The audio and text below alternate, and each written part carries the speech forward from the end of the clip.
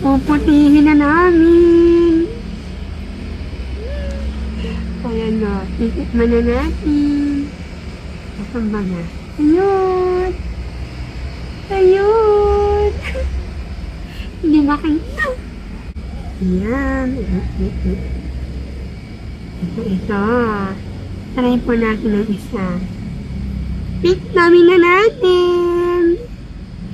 Parang nanghinay akong pick namin na. Try muna po natin itong maliit. May maliit eh. Kaso parang lalaki pa yan. Ayan. Isa lang. Nasuglasan muna natin. Ayan na.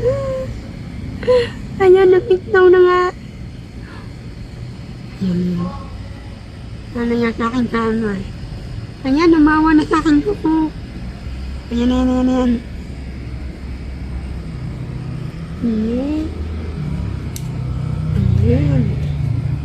Akin mo nang huhugasan.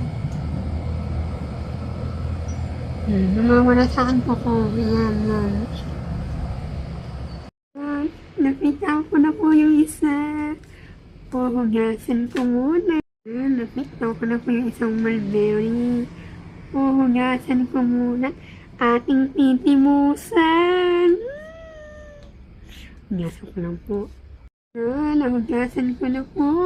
Umano po sa ako yung kulay niya. Try na natin. Titimusan na.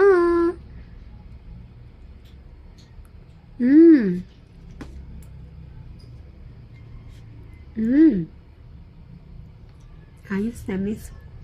First harvest. Thank you, Lord. Ayan. Umahawa nga lang po sa daliri yung saka ko yung kulay ng mulberry. So, yun lang po. Salamat.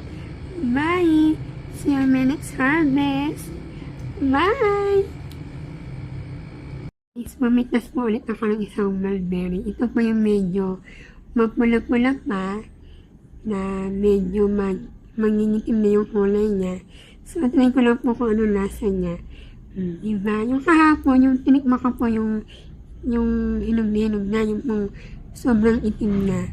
So, ito, lalaki pa po sana ito. Kaya lang po ay pinitas ko na. Gusto ko nga po malaman or matikman kung anong lasa niya pag ganito yung kulay niya. Pag ganito pa lang. Ang kulit.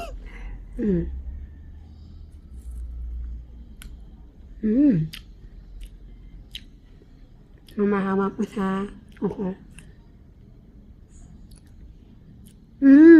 Maasim-asim pa po siya pag ganito pa yung kulay niya. Sakit mo lang.